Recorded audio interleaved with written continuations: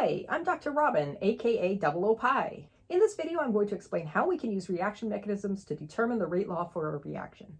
Everything in this video assumes that you understand what reaction mechanisms are. If you don't, go back and watch the reaction mechanisms part 1 video that I've linked in the description below.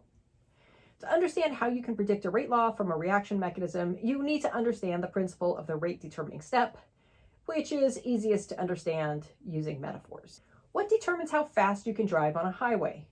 If I asked a whole bunch of students, I'd probably come up with a range of answers like, how good is your car? What is the speed limit? Do you even care to stay under the speed limit? But in reality, the truth of the matter is, you can really only drive as fast as the slowest car in your lane. If all the lanes are filled with slow cars, you can't go 90 miles an hour. Now imagine that there are 4 lanes going your direction and the cars in front of you look like they could be pretty speedy, but they're all going pretty slow right now. It could be that there's what we call a bottleneck ahead, in this case, an accident. As you can see, it doesn't matter that there are several lanes. All of the cars have to squeeze through this one spot. So how fast you drive depends on how fast the cars can make it through the bottleneck. Reactions are the same way. Some of the steps go slowly while others go more quickly. And the rate at which a reaction can occur is limited by that slowest step. We call that slowest step, the bottleneck, the rate determining step. It's like the pokey car that you get stuck behind that keeps you from going faster.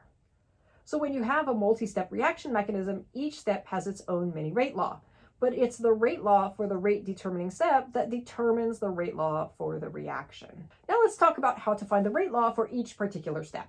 Remember that elementary processes involve either 1 or 2 reactants. A unimolecular process involves 1 molecule, and a bimolecular process involves 2 molecules. A unimolecular process generally involves a single molecule splitting in half.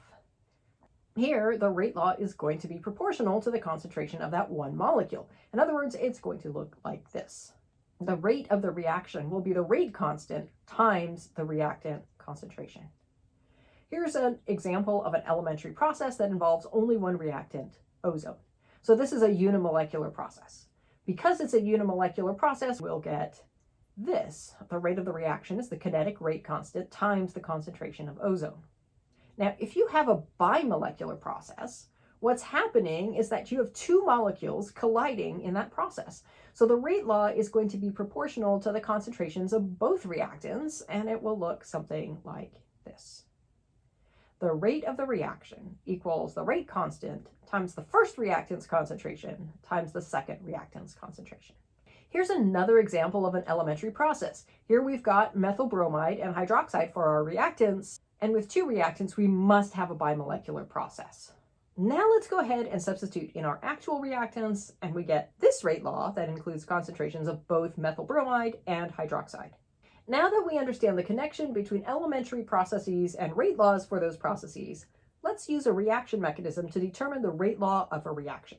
This is a 4-step process. First, locate the rate determining step. How will you know which it is? At this level of chemistry, the problem will tell you how fast the steps go, and you're going to pick the slowest one. Second, identify what your reactants are in the rate determining step. Third, based on the number of reactants in step 2, pick the appropriate generic rate law and substitute in actual reactant concentrations.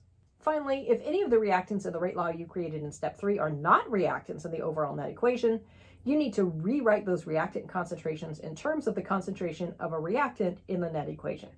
I know that sounds complicated, but it will make more sense when we actually do a problem. Now you should know that you can divide these problems into 2 types. Ones where the first step is slow and ones where the first step is fast. The first problem we're going to do is the easier sort of problem, the sort where the first elementary process is the slow one, or in other words, where the first step in the mechanism is the rate determining step. Step 1 of our workflow has us identify the rate determining step by looking for the slowest one. Here, that's clearly the first one. In step 2, we're going to identify the species that are reacting in that rate determining step. And what's going on there is that one NO2 molecule is reacting with another NO2 molecule. So now let's write the rate law using the concentrations of our actual reactants. This is a bimolecular process, so we're using this generic rate law, and let's plug in our 2 reactant concentrations. And we get this. Now normally we don't write the concentrations this way, we normally simplify it like this, and you can see that this reaction is second order with respect to NO2, NO2 is a reactant in the net reaction, and so we don't need to do step 4. Another way you could think about this sort of problem is to remember that each of the steps in this mechanism has its own rate law, and it's the slowest one that determines the overall rate law for the reaction. Step 1 is a bimolecular process, which gives us this rate law for step 1. Step 2 is also a bimolecular process, which has this rate law. Now note that each of these steps has its own separate rate constant. Importantly, since step 2 is not the rate determining step, we don't care about its rate law at all. Instead, we pick the rate law that corresponds to that of the first step. Now let's do a harder problem, one where the first step is not the rate determining step. Here we have a 3-step reaction.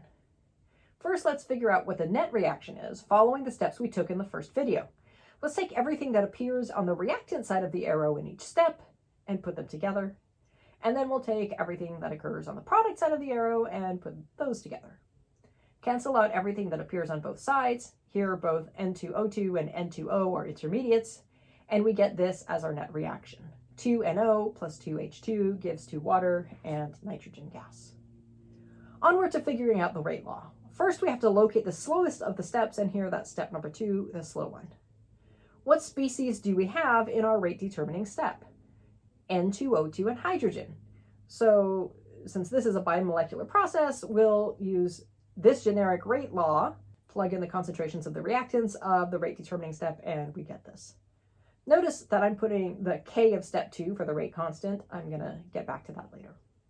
But now we're on to step 4. And here we're asked to write the rate law in terms of reactant concentrations. First of all, what counts as a reactant? If you're not sure, go back to your net reaction. What we see here is that our reactants are NO and H2, and you can clearly see that N2O2 is not one of them. So the next question you might ask is, why do we have to write this in terms of reactants? Because we can actually measure them. Intermediates like N2O2 only exist for teeny tiny fractions of a second, and so we can't figure out rates based on their concentrations. But how do we write the concentration of an intermediate in terms of the concentration of a reactant? The first step is to find the elementary process in which that intermediate first appears. In this reaction mechanism, that's step 1. You can see that N2O2 is produced by the collision of 2 NO molecules. Let's look at what happens in the first 2 steps of this reaction. We have NO molecules colliding to form N2O2 in a reversible reaction. What that means is N2O2 is pretty unstable, so it quickly falls apart into NO again. It's a fast reaction, but reversible. But if an H2 molecule happens to hit while the N2O2 is together, that's when the next step happens. So back to our reaction mechanism. How much N2O2 do we have present? Well, we have as much as we can form. How fast can we form it? Well, we can represent that rate using the rate law for the first step. Since it's a bimolecular reaction, the rate of N2O2 formation is some rate constant times the concentration of NO times the concentration of NO, or the rate constant times NO squared. Now let's take the rate law that we derived earlier for the reaction, and remember we need the concentration of N2O2. Again, how much N2O2 do we have?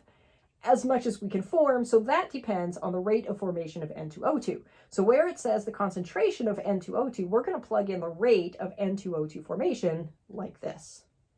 Notice that we have 2 rate constants here, the rate constant from step 2 and the rate constant from step 1's formation of N2O2. I'm going to combine them all into one constant, the rate constant for the reaction. Why can I do this? Because they're constant. Those represent actual numbers. For example, if the first K was 2 and the second K was 3, the K for the reaction would be 6. You can always combine any constants into another constant. In summary, reaction mechanisms are a useful tool for understanding how reactions occur and why we have the rate laws that we do. As you move on to advanced chemistry, you'll see how we might be able to come up with many possible reaction mechanisms for a given reaction, and then use experimental data to figure out which one is correct. I hope this was helpful, and I look forward to seeing you again soon.